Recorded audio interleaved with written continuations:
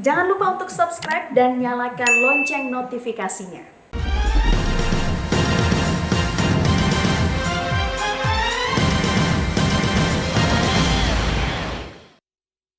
Sepanjang Rakernas, saya selalu memantau jalannya Rakernas. Dalam pandangan umum yang disampaikan, DPD partai menunjukkan komitmen untuk nantinya dan saling bergotong royong dan dengan penuh disiplin mengikuti setiap tahapan pemenangan pemilu. Instruksi saya untuk menjadikan gerakan turun ke bawah sebagai satu-satunya gerakan politik semakin dipahami. Dalam pemaparan badan-badan partai, saya partai, dan komunitas juang partai telah diambil kesepakatan untuk lebih fokus menggarap medan juang berdasarkan petani, nelayan, buruh, pemuda, mahasiswa, perempuan hingga kaum milenial dan pemilih muda.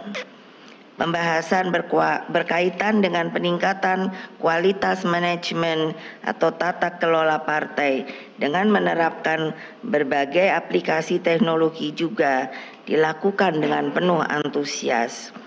Bahkan strategi pemenangan pemilu dengan struktur komandan yang mengambil spirit gotong royong juga dipadukan dengan penggunaan teknologi informasi. Kesemuanya akan semakin memperkuat daya gerak dan juang partai di dalam memenangkan pemilu tahun 2024. Saudara-saudara sekalian, para hadirat yang ada dimanapun juga, anak-anakku yang saya cintai. Saya juga mencermati berbagai pemberitaan selama Rakernas 2. Tingginya perhatian masyarakat luas terhadap Rakernas ini menunjukkan besarnya harapan yang ditujukan kepada partai kita, PDI Perjuangan. Saya mengucapkan beribu terima kasih kepada seluruh rekan-rekan pers yang selalu dengan setia berada di sekolah partai ini.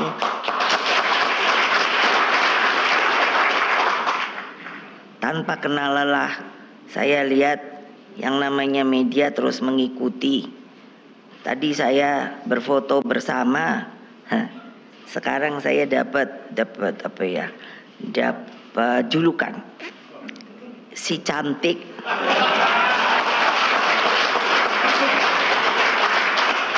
Ya sama yang perempuan ya saya bilang, ya kamu juga mesti tiru saya dong. Biar semakin cantik. Di sekolah partai inilah penggemblengan kader dilakukan. Jadi juga media bisa melihat kalau ingat dari zaman PDI ke PDI Perjuangan, maka alhamdulillah di Lenteng Agung ini semakin hari semakin dapat diperbaiki dan sekarang karena kami telah dapat membangun kembali DPP partai yang di Jalan Diponegoro. Jadi yang dulu setelah terjadi serangan di Jalan Diponegoro, maka keaktifan itu dipindahkan ke sini. Nah sekarang ini dinamakan sekolah partai untuk selalu dapat membuat kader-kader nantinya menjadi pemimpin yang mumpuni.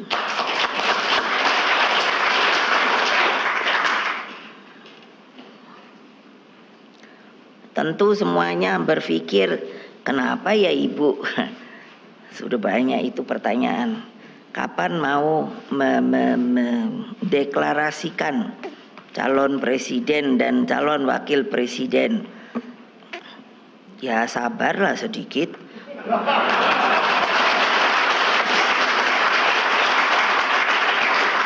Orang waktunya masih 2 tahun lah.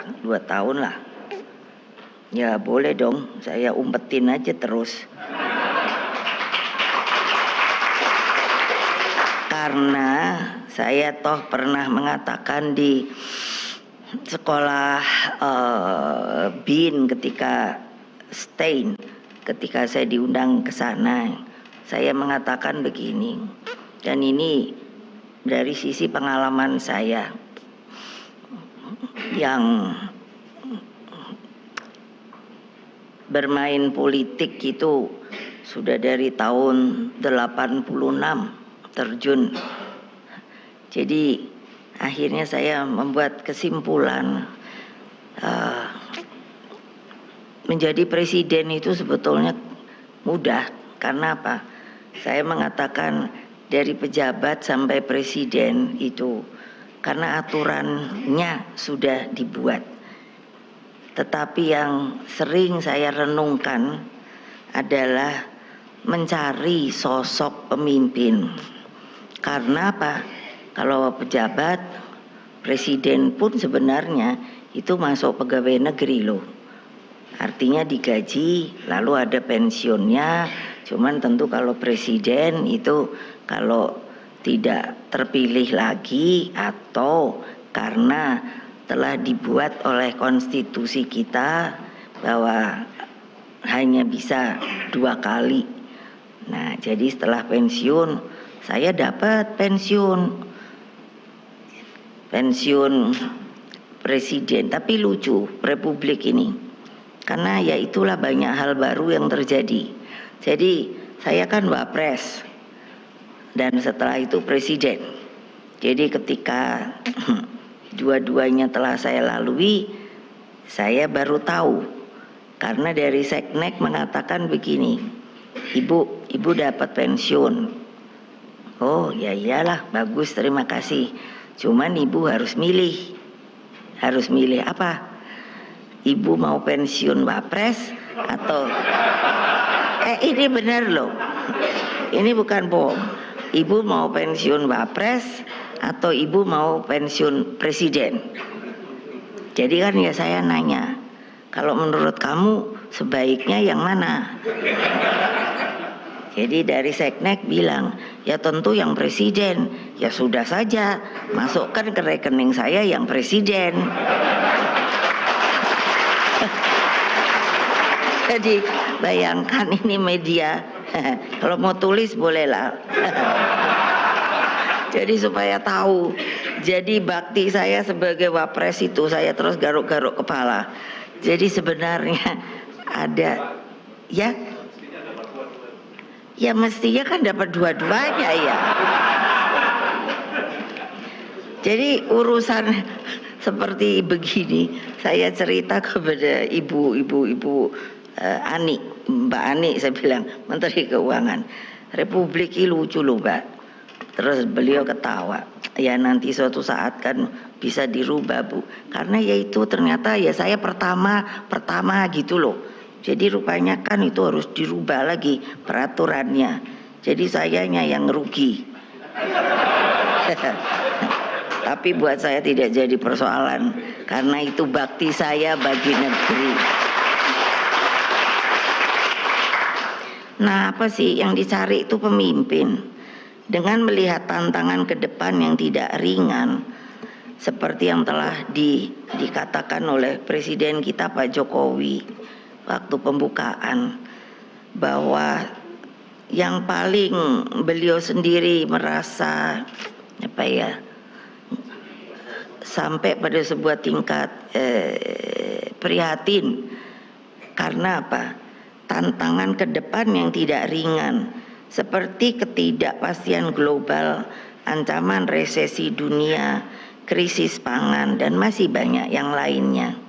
Maka pemimpin yang saya cari bukanlah sosok yang hanya mengandalkan elektoral semata. Pemimpin yang didambakan rakyat adalah sosok yang kuat secara ideologis, sosok yang mumpuni, memiliki kemampuan memimpin tata kelola pemerintahan untuk sebuah negara Indonesia yang begini besar. Bayangkan rakyatnya saja sekarang katanya, saya selalu katanya, Karena apa betul toh ya? Sudah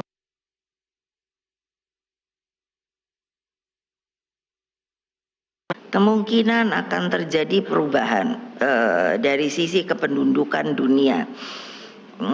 Kalau sekarang Tiongkok, nomor 2 India, nomor 3 Amerika, nomor 4 Indonesia. Ini mungkin menurut kependudukan. Nomor 1 adalah India, nomor 2 adalah Tiongkok, nomor 3 adalah Indonesia, baru nomor 4 adalah Amerika. Ini menurut berita-berita kependudukan. Nah, sekiranya rakyat bergerak serentak dengan kesadaran tinggi dan berdisiplin bagi kemajuan Indonesia, maka kekuatan demografi ini benar-benar menggetarkan. Apa maksudnya? Kita ini sebuah negara yang sangat kaya raya.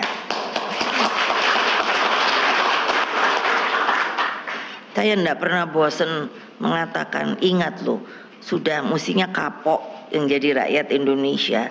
Kita tuh dijajah katanya 350 tahun. Kan pertanyaannya kenapa? Ya karena kita kaya raya. Jadi janganlah berpikir terus ayo sudah merdeka ya merdeka, terserah aja. Waduh, itu betul-betul mengkhawatirkan. Karena itulah sosok pemimpin dalam imajinasi saya harus kokoh berdiri pada kehendak rakyat. Pemimpin itu harus menjadi light star, bintang penuntun. Mau dibawa kemana arah Indonesia ke masa depan? Yang begini saja tadi saya katakan sudah sangat kompleks. Jadi kita harus terus berhati-hati untuk tetap bisa berdiri. Pemimpin ini menjadi daya inspirasi bagi pergerakan Bahtera Indonesia Raya. Jadi nahoda itu kan selalu kalau zaman dulu itu melihat bintang. Saya sangat ingat, saya punya neni, dia selalu kalau malam kami sering di luar, dia tunjukkan iku namanya bintang itu Gubuk Menceng.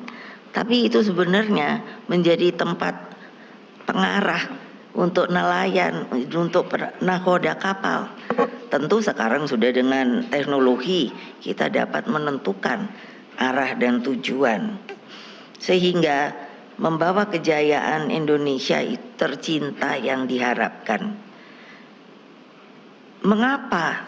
Pertanyaan saya selalu, mengapa Majapahit runtuh? Mengapa yang namanya Sriwijaya runtuh?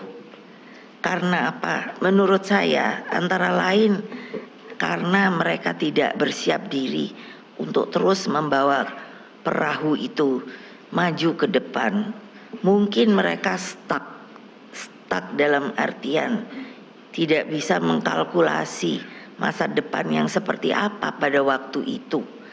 Kita ini sebenarnya sudah sangat bisa melihat bertujuan kemana arah tujuan kita membawa Bahtera Indonesia Raya ini mengelilingi selalu bumi ini sebagai sebuah negara berdaulat.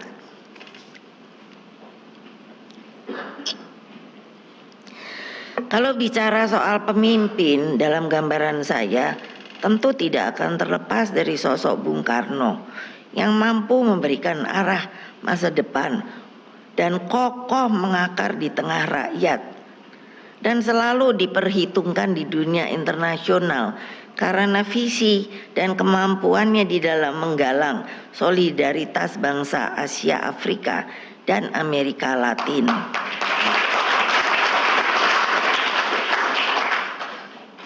Jadi kalau saya ngomong sama bapak saya, aduh Pak, kenapa sekarang banyak pemimpin dunia menurut saya tidak sekategori ketika beliau ada. Nasser, Nehru, Sekou Touré, Tito, sampai Amerika pun yang namanya Kennedy, itu betul-betul saya lihat sebuah pemimpin yang apa ya, kenegarawanannya itu sangat kelihatan. Nah sekarang itu kalau kita lihat itu tidak seperti mereka lagi. Jadi apa ya yang terjadi begitu. Nah kalau beliau ada, beliau pasti akan mulai berpikir lagi mengapa terjadi yang namanya Asia Afrika, lalu juga dengan ingin ikut sertanya Amerika Latin, sekarang terjadi penurunan. Banyak negara di Afrika ini yang sekarang apa ya, menderita kesengsaraan, kemiskinan, padahal sudah merdeka loh. Nah di mana itu dari sisi pikiran kita sebagai insan politik, kenapa hal seperti itu bisa terjadi? Pemimpin juga harus bisa memahami alam pikir dan perasaan rakyat yang dipimpinnya.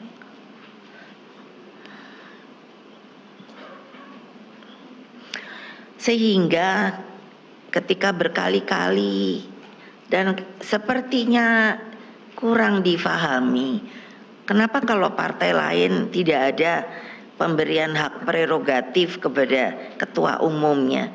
Lah saya ya harus jawab, ya tentunya karena partainya lain-lain. Tetapi di PDI Perjuangan, loh iya, itu kan sangat mudah sebenarnya dicerna. Tapi kalau di PDI Perjuangan ya alhamdulillah itulah yang mereka berikan kepada saya, dan itu diberikannya bukan lalu saya ketua umum lalu saya bikin sendiri produk hak prerogatif. Tidak, tapi institusi tertinggi partai kami yang disebut Kongres Partai itulah yang memberikan pada ketua umum terpilih, maka diberikan pada dia adalah hak prerogatif. Hak prerogatif itu sebenarnya bukan hanya untuk memilih calon presiden dan wakil presiden. Jadi saya mempunyai tanggung jawab yang sangat berat, yaitu apa? Membawa kapal yang namanya PDI Perjuangan ini. Jadi kalau ada yang mengatakan, ibu saya maunya ke kanan, saya harus mengatakan pada anak saya itu salah, kamu harusnya jalannya di tengah. Dan kalau dianya tidak mau mengerti, saya dapat menggunakan hak prerogatif saya. Kamu sudah saya peringatkan bahwa kapal yang akan kita bawa itu di tengah. Maka tinggal ya, kan itu kemarin viral banget yang bolak-balik saya out gitu. Itu memang itu akibat saya punya hak prerogatif loh.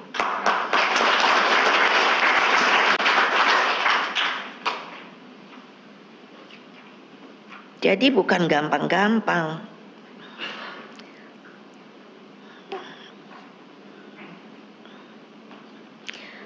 Jadi kalau saya tadi atau kemarin mengatakan saya malah menurut saya alam pikir saya makin berkembang dengan saya di lockdown sama Mbak Puan. Yang paling cerewet Mbak Puan, tapi anak-anak semua sangat setuju saya tidak boleh keluar. Saya hanya boleh keluar. Baru ini kesini itu baru iya masjid lalu sini. Karena saya hanya boleh diizinkan keluar kalau namanya dipanggil sama Pak Jokowi. Di lain itu tidak boleh. Jadi makanya apa ya? Ya makanya rada kuper juga saya loh sekarang. Betul, nama jalan saja rupanya harus terlatih untuk diingat. Jadi saya mikir kemarin ini kemana ya? Tapi saya terus oh ya ini gadoknya ke situ lagi gitu. Atau karena mulai, tapi saya belum pikun lah.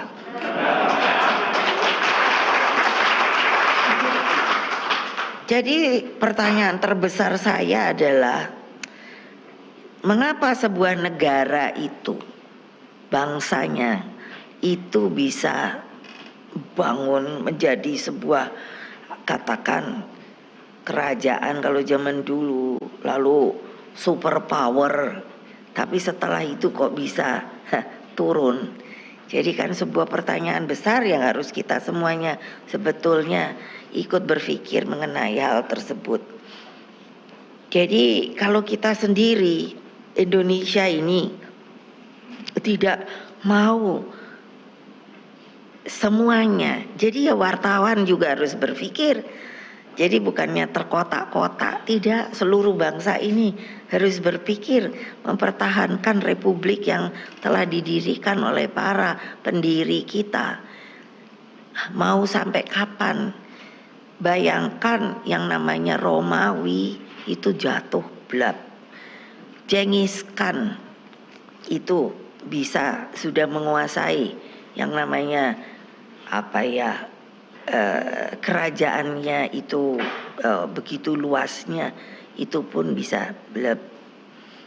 Saya sudah pernah ke Republik Rakyat Mongolia, itu tempat dulu Genghis Khan. Jadi saya sedih melihatnya. Lalu saya bertanya kepada presidennya pada waktu itu kunjungan presiden. Yang saya tanya tuh begini, mengapa kalian menjadi begini? Berterus terang presidennya. Karena apa?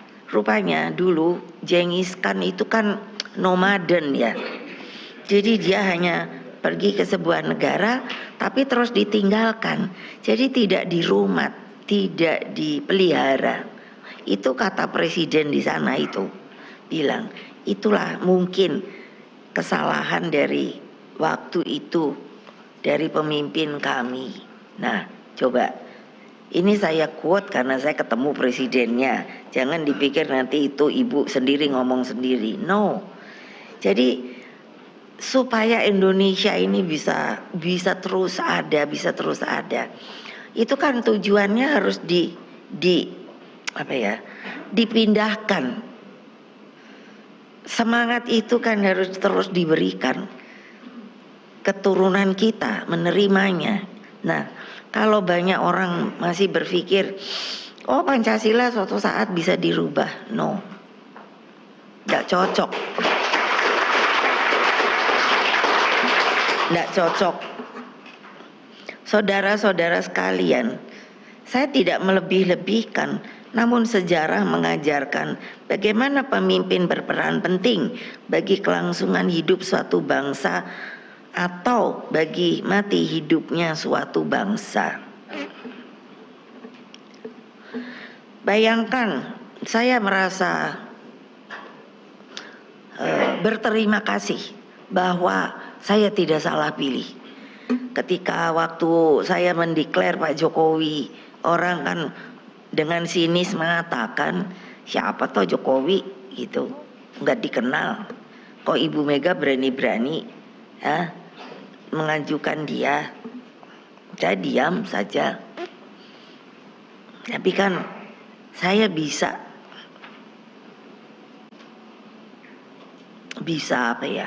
bukan beramal, bukan, akibat pengalaman hidup saya bisa melihat orang itu dari sosok yang lebih dalam begitu. Jadi kalau kita lihat kan sekarang Pak Jokowi itu kan, bayangkan, saya heran juga loh. Saya sampai tanya, karena saya bilang kalau berdua kan panggilnya adik, situ itu padahal kurus ya, tapi kan kok bisa sih tuahan banting banget. Ini kemarin baru sama Mbak Puan ke mana, untuk ibu kota baru kita. Sekarang sudah terbang ke mana?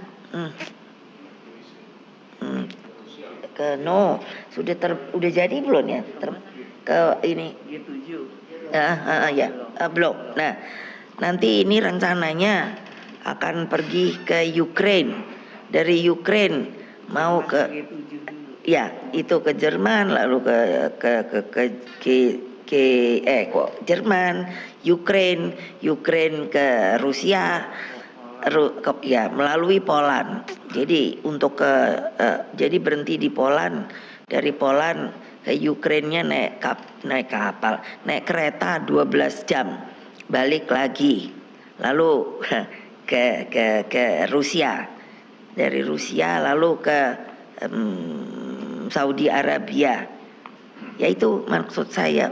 Aduh, saya terima kasih banget ya. Untung kita punya presiden kuat loh. Belum senengnya turun ke pasar dan lain sebagainya untuk nanya dan lain sebagainya. Jadi saya melihat alhamdulillah bahwa dulu yang menganggap saya kok kayaknya ini sopo to wongnya, ternyata bisa menjadi pemimpin pada saat sekarang.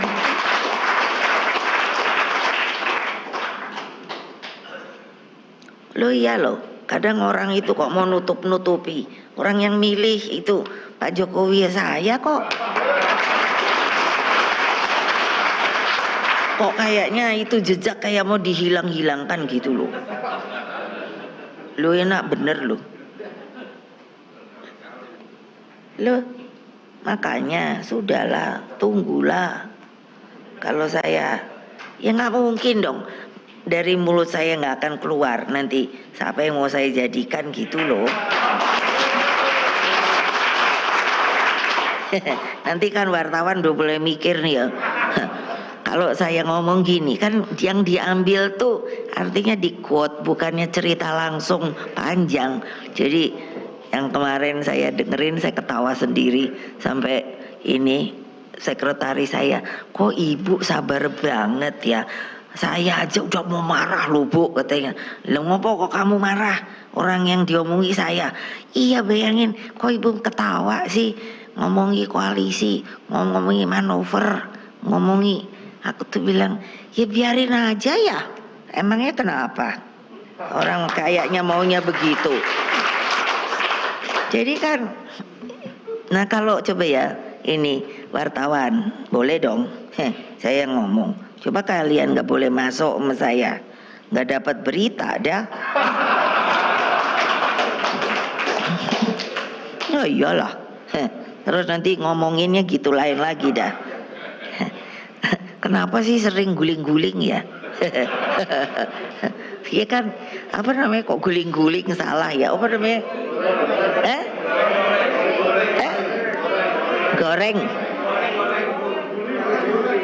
Bu, goreng.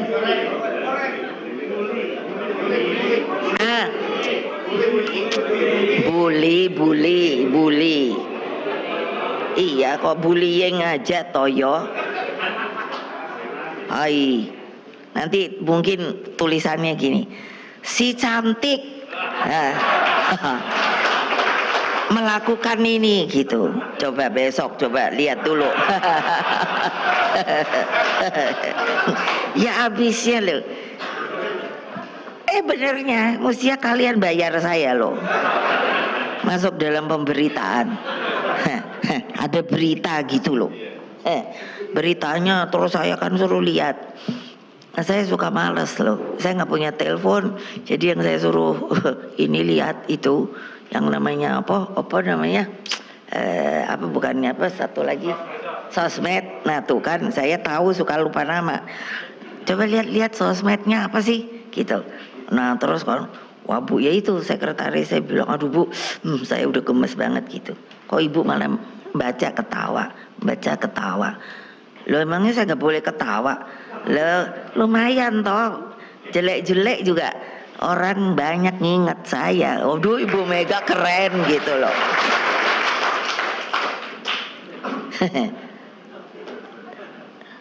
Ya coba ya bayangkan, dari situ saya sebenarnya juga sedih loh. Saya dari kecil itu di istana loh, bayangin.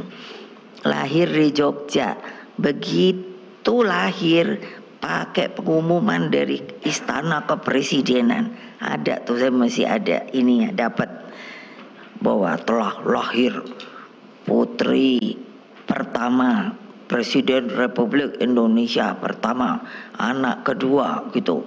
Terus disebut nama saya gitu ya, gitu kan. Jadi udah gitu langsung itu ada pengasuh toh. Kemana pengasuh saya, terus ada pengawal saya. Bayangin loh, bayek aja udah dikawal. Kebayang nggak? Loh ini kenyataan loh. Nah karena kenapa anak presiden loh. Nah jadi selalu saya ikuti yang namanya Bung Karno itu. Bayangkan. Jadi jangan dipikir loh, di istana tuh hidupnya enak loh. Di sana tuh paling besar dinamika politiknya loh.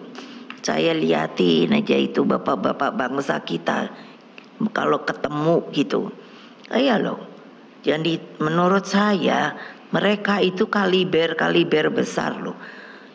Yang namanya Pak Hatta, Pak Sahrir, Pak Yamin, Pak Hairul Saleh, Pak Soponeo, saking banyaknya. Cobain kalau mereka berdiskusi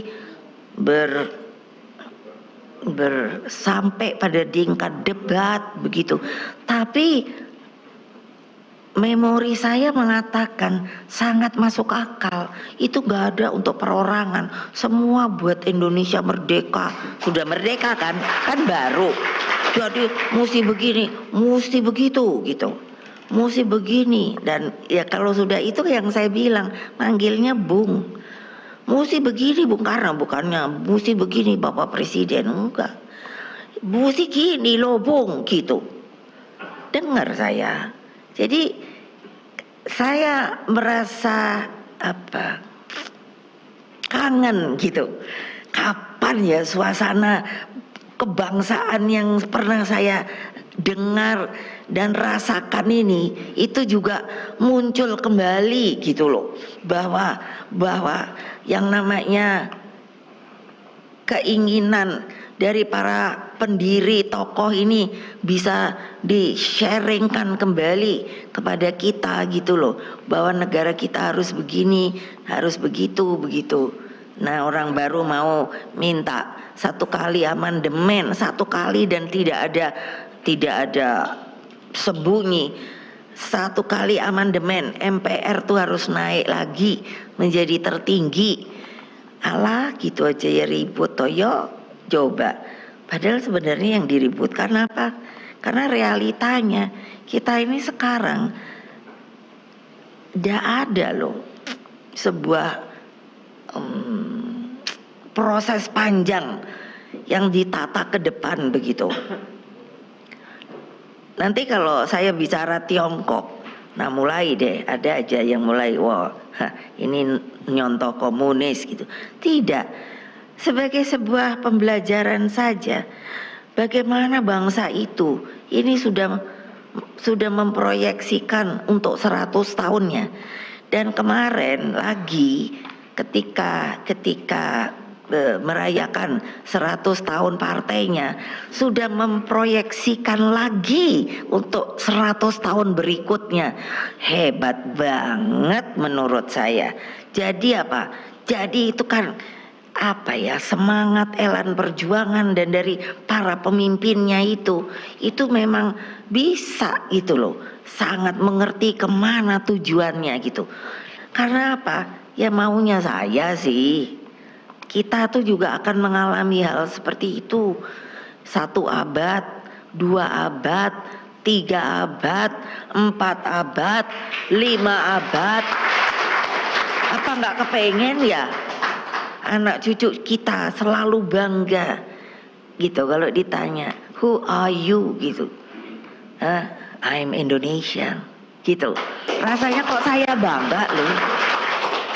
Lah kalau bayangkan ini baru tadi saya dengar di Afgan itu yang baru saya bilang contoh negara yang saya takut tuh failed loh. Baru aja bangun itu kena gempa kan. Nah sudah belum apa-apa minta pertolongan ke dunia internasional. Tapi gimana ya, coba pikirkan juga anak-anak media yang saya sayangi. Coba pikirkan, kita belum apa-apa baru. Mana waktu kita merdeka nggak ada tuh minta tolong, bener loh. dalam perjuangan kemerdekaan dengan diplomasi kita loh, gitu. Akhirnya ya kita diakui loh. Nah ini baru berdiri, belum ada berapa bulan ya, Afgan itu. Coba dah, ini kalau saya mengatakan ini jangan lalu di quote bahwa oh karena saya ketum. Enggak, ini sebuah analisa, sebuah pengetahuan empiris bahwa kan katanya saya profesor. Jadi ini pertanyaan loh, pertanyaan yang sangat perlu dijawab. Kalau yang kata Pak Jokowi yang udah pasti ada 40 negara yang akan fail dalam pemerintahannya karena tidak bisa, apa sih pemerintah tuh maksudnya orang yang bertanggung jawab untuk memberikan kesejahteraan bagi bangsa dan negaranya, itu yang kata gampangnya. Jadi maksud saya please juga media itu kasihlah pembelajaran bahwa kalau umpamanya seperti itu belum apa-apa udah minta tolong ya, kalau dunia luarnya nolong, kalau ndak bagaimana coba? Itu kan pertanyaan yang berkali-kali selalu saya bertanyakan kepada Pak Jokowi. Coba kebayang nggak? Jadi jangan deh terlalu bermain politik, menurut saya politik yang sangat pragmatis begitu. Kita harus pikirkan ke depan Indonesia ini maunya jadi apa. Tentu yang paling baik yang saya inginkan. Jadi istana itu jangan dilihat gemerlapnya. Di saya rasakan di situ juga ada sisi gelapnya. Kenapa? Ya kalau tidak dijalankan dengan baik sebuah pemerintahan itu karena hanya intinya berkuasa saja. Nggak bisa, nggak jalan. Hanya mendatangkan hal-hal yang tidak diinginkan. Jadi ini yang saya selalu ingin sampaikan sebenarnya. Tapi saya akibat media, ini saya terpaksa bicara media, mau ditulis monggo. Itu jadi gapnya selalu ada gap. Kenapa? Karena tidak disampaikan dengan fair bahwa yang saya omongkan itu kan bagi kepentingan bangsa dan negara loh.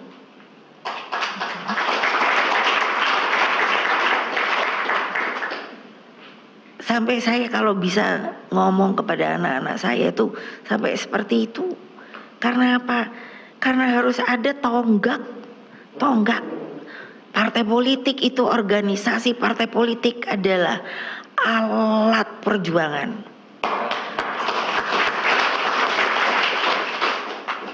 Saya tahu bahwa kalian kan tentunya oleh apa yang namanya redaksinya ya. Apa? Ya toh, redaksi toh bahwa harus begini gitu loh. Tapi apa ndak bisa ya ngomong gitu juga ke para yang namanya disebut redaksi gitu. Jadi kapan ada sebuah pembelajaran politik bagi bangsa dan negara ini kalau yang diambil itu hanya quote dan by quote. Jadi ini saya bukannya protes atau apa, enggak, bukan. Tapi mari kita bangun cara berpikir kita bahwa waktu zaman Bung Karno, menurut saya media belum ada toh yang namanya teknologi lebih canggih. Media itu fair loh. Karena apa? Kalau umpamanya yang satu mengatakan begini, tapi ulasannya tuh panjang. Saya mengenal seorang jurnalis asing yang senior jurnalis. Dia bilang pada saya, nah jangan pula nanti di quote ininya dipotong bahwa ini Ibu Mega ngomong. Enggak, jurnalis nih ngomong. Dia bilang begini, Mega, saya kurang mengerti yang namanya tata bangun dari media di Indonesia. Why? Saya bilang, kalau di kami itu ada dua yang disebut wartawan. Nah, ini dia loh, bukan saya loh. Tolong deh. Kalau mau di-quote itu benar-benar. Karena kalau di kami itu ada namanya journalist and reporter. So, jadi kalau mencari berita, kata dia gitu, maka nanti jurnalisnya pun harus ada junior sama senior. So, ya, jadi kami harus benar bisa mengambil itu dengan benar-benar baik. Jadi cara kerjamu gimana sih? Aku nanya gitu. Jadi dewan redaksinya itu menyuruh yang namanya, apakah kalau beritanya itu sangat akan membawa bangun yang populer begitu, itu senior jurnalis yang harus pegang, dibantu oleh junior jurnalis, and then reporter itu adalah katakan oleh oke, ini umpamanya urusan pangan gitu. Jadi reporter itu adalah bagian dari yang namanya mencari berita, karena umpamanya coba kamu ketemu sama ahli research itu, tuh, coba kamu minta lagi, jadi berapa perlunya, maka ada namanya reporter. Jadi report namanya kan reporter. Jadi report kemana? Kalau tadi dibilang itu kepada jurnalis. Jurnalisnya kalau memang itu adalah yang junior dulu, juniornya itu baru ke senior. Jadi kok saya bingung, Mega. Ya saya mesti ngomong apa? Jadi ya aku diam. Itu mungkin hanya kata-kata. Jadi semuanya diomonginnya nama wartawan. Gitu loh. Ini itu teman saya itu yang menanyakan persoalan. Jadi tolonglah supaya dilihat juga bahwa yang namanya sistem jurnalistik kita itu juga sangat bisa apa ya,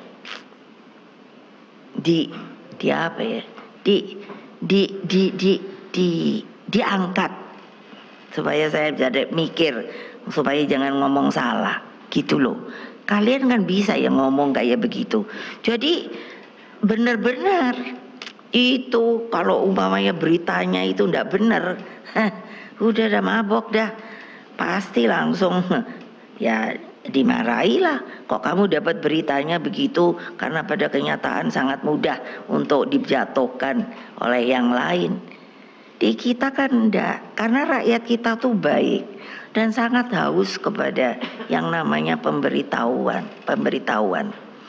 Tapi kalau terus menerus seperti ini, saya juga rada khawatir loh. Saya ngomong kepada Dewan Pers, ini bagaimana ya yang namanya kode etik jurnalistik ini. Kalau terus begini-begini, jadi rakyat kita dimasukkannya itu hanya yang pendek, tidak bisa mendengar, melihat the whole. Itu teman saya bilang, iya, katanya, dia bilang mediamu tuh harus fair. Itu kan orang barat tuh ada positifnya tuh kayak gitu. Meskipun dia demokrasinya liberal, tetapi dia sangat bisa. Kamu mesti fair, di kami harus begitu. Jadi berat sekali kalau menjadi seorang senior jurnalis, dia bilang. Ya aku bilang okay, thank you for your information, gitu loh. Iya, karena saya mau ngomongnya apa? Mau bela diri, nggak bisa.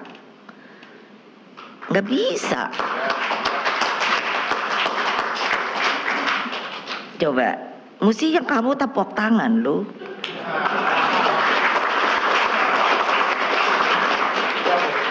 Ya? Persnya udah ikut tepuk tangan. Masuk. Persnya udah ikut tepuk tangan tadi, Bu. Ya supaya apa ya? Kan ada ilmu jurnalistik gitu loh. Maksud saya. Jadi kalau saya ditanya gitu malu sendiri loh, bener loh. Jadi saya mau ngomongnya ke siapa ya gitu ya. Dulu kan saya sangat dekat dengan Pak Yaakob Utama loh. Yang kasih nama Kompas itu adalah Bung Karno loh. Saya tanya kepada Pak Yakob, ngapain kok Bung Karno kasih nama Kompas? Supaya media itu juga menjadi kompas. Itu kan arah membantu perjuangan untuk menegakkan ramanya negara kita. Dan Pak, itu Pak Yakob Utama ngomong sama saya. Jangan pula nanti dibalik, ibu kayaknya ngomong doang. Enggak. Itu sangat, makanya ini saya sampaikan kenapa. Ini sebagai ibu lah, sedih saya loh ngelihat kalau begini terus. Kita yang bisa benernya cepat maju bersama gitu. Medianya itu bener, katakan kalau kita ini bicara soal desa, bantuin deh. Desa itu harusnya gimana, bleb begitu. Bukan hanya apa ya, saya nggak tahu lah harus menyebutnya apa. Sampai coba saya juga menggerakkan seluruh kader PDI Perjuangan untuk membersihkan sungai, gerakan penghijauan, menanam 10 tanaman pendamping beras. Itu kan banyak yang bilang, ibu tuh apa sih, partai politik apa belum, kok remeh-temeh banget.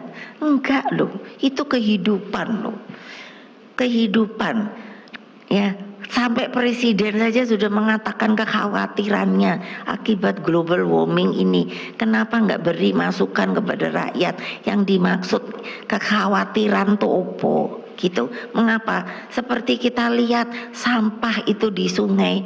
Nanti kalau kita kekurangan air dari mana? Ini kan sebetulnya harus diceritakan. Tapi kan kayaknya kok enggak. Karena menurut saya ya karena tidak ada berita sepertinya bombastis gitu loh. Jadi mesti bagaimana? Jadi saya, nah sekarang boleh dong saya mengeluh pada kalian. Tolong disampaikan. Jadi kan yang harusnya bisa diberikan kepada rakyat supaya menjadi lebih pandai mengerti maksudnya, itu selalu ada, dibikin sebuah barrier. Ya saya sampai akhirnya ya itu kan kita bikin sendirilah kecil-kecilan supaya ada yang namanya media di PDI Perjuangan. Karena apa? Karena sangat diperlukan. Dulu tuh pembelajaran banget loh, sampai departemennya aja, departemen penerangan. Coba ya, tolong deh pikirkan. Jadi kan ternyata kan benar. Nanti kalau terjadi kelaparan, pemerintah yang disalahkan. Padahal kenapa? Karena dibuat barrier itu untuk penyampaiannya gitu loh. Masa untuk so what? Kalau saya yang sangat khawatir yang harus saya sampaikan kan. Coba tolong pikirkan. Kalau nanti orang yang kelaparan dunia itu datang ke kita karena tahu negara kita kaya raya. Pertanyaan hanya dua loh. Mau ikut ditampung tapi akhirnya membawa tambah beban untuk pangan yang mestinya buat rakyat untuk orang yang datang itu, atau diusir. Coba jangan di-quote nanti saya cerita gini yang diambil, ibu untuk pengungsi itu menyuruh untuk mengusir. Awas loh. Saya tahu bahwa kalian tuh disuruh, kalian hanya mencari bahannya. Tapi kan mikirlah bahwa kalau terus-menerus begini, itu dulu departemen penerangan sejelek-jeleknya, itu saya ingat di jalan itu seperti ada apa sih, kayak billboard, bukan billboard lah, itu setiap hari koran ditaruh di situ. Jadi rakyat tuh bisa baca. Saya sering kalau mau sekolah itu ngelihat ngumpul, aku pikir apa sih. Jadi saya pernah ikut turun, saya lihat, oh baca berita dia, dan berita itu tuh fair menurut saya, fair. Nah gitu loh. Jadi cobalah, kenapa sih Mbok bilang toh, iya betul gitu. Saya nggak cari nama, enggak. Yang namanya bersih-bersih sungai itu, Mbok ya bener bersihin sungai gitu. Bayangin sampah plastik udah kayak gitu, coba kayak gimana sih? Terus mau gimana? Jadi kan Instruksi ini sudah lama dilakukan, makanya saya gebrak-gebrak meja. Kenapa? Karena kok nggak ada terus bergerak gitu loh. Padahal itu untuk kepentingan kalian sendiri. Ya itu krisis pangan itu loh. Jangan terus, ya sudahlah terserah, itu kan pemerintah yang harus mikir. Tidak bisa loh. Kan pemerintah tidak menanam. Artinya bagian daripada jalannya pemerintahan itu adalah dari rakyatnya harus ikut membantu yang namanya petani untuk menanam. Nah, saudara-saudara sekalian, anak-anakku yang saya banggakan, terutama yang selalu berada di tengah rakyat, Satgas, anak ranting, dan PAC partai yang selalu saya cintai. 3 hari kita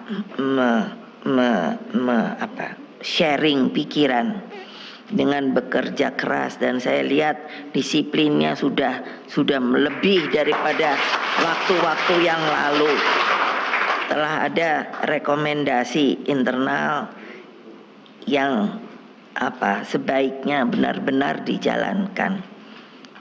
Rekomendasi eksternal yang tadi dikatakan spiritnya diambil 17 Agustus tahun 45 dengan 7 rekomendasi politik, 8 rekomendasi desa, 4 tentang tahapan pemilu, dan 5 tentang agenda strategis. Jadi itulah menunjukkan bagaimana jalan perjuangan yang kita tempuh setia pada cita-cita proklamasi.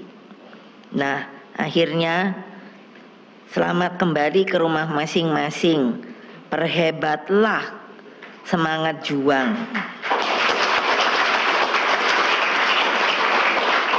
Jadi mulai keluar dari sini sudah mulai dipikirkan, oke, apa yang akan saya lakukan? Rapat apa pertama yang harus dilakukan? Lalu untuk mulai menjalankan program yang telah direkomendasikan di dalam Rakernas ini. Dan tentunya sampaikan salam saya pada seluruh simpatisan, anggota, dan kader PDI Perjuangan dimanapun mereka berada.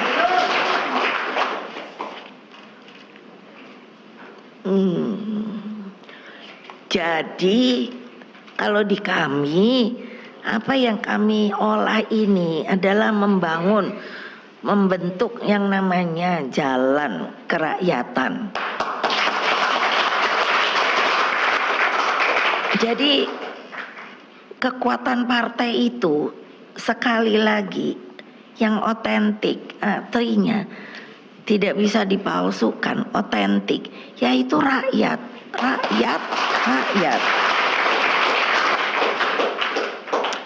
Tanpa mereka kita nggak ada artinya. Kalian menyayangi saya. Jadi istilahnya saya punya anak buah. Coba kalau kalian tidak menyayangi saya, biar saya pasang tanda pangkat saya. Dari yang namanya yang hanya boleh pakai presiden. Lupa. Karena ada ini. Betul, tapi itu ada 1 bintang, hanya 1. Itu mewakili semua bintang yang saya pernah punya.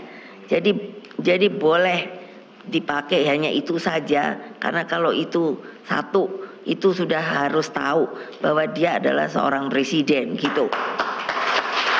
Ya tapi kalau saya nggak punya rakyat, apa terus orang nggak mikir Ibu Mega pakai gituan, nggak ada sopo-sopo ngapain dia? Coba bayangkan. Nah tuh sampai Utut aja kalau gitu dia paling seneng, ya ketawa lah. Loh tapi benar, saya disuruh memberi ceramah di rapat kerja angkatan darat, angkatan laut.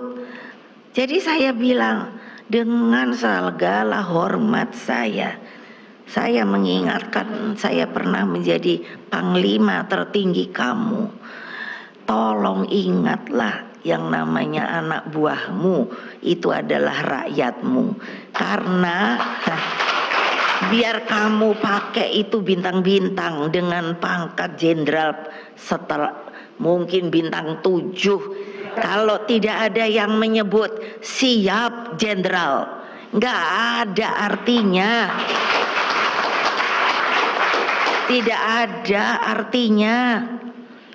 Mereka mengakui kok benar juga, bukannya benar juga. Itu kewajiban kamu. Yang namanya memberikan kesejahteraan kepada seluruh rakyat Indonesia. Jadi kalau pemimpin, presiden itu, saya tuh mikir ya, nanti kalau saya mengagung-agungkan bapak saya, terang aja tuh bapaknya. Tapi saya tuh benar sangat kagum karena beliau sangat visioner. Kok bisa gitu? Saya yang paling seneng itu kalau baca tulisannya adalah apa? Itu jadi kayak ramalan kan. Kalau suatu saat terjadi perang yang namanya di lautan itu, Samudra Pasifik, disitulah mata rantai penjajahan akan bisa kita putuskan.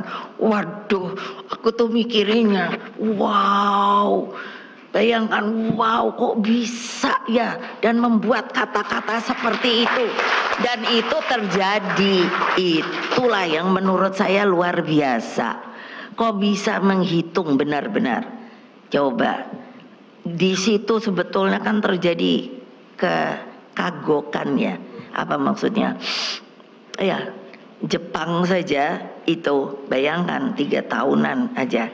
Coba langsung juga hengkang. Yang namanya Belanda yang udah katanya 350 tahun kok lama-lama sampai ke sini-sini.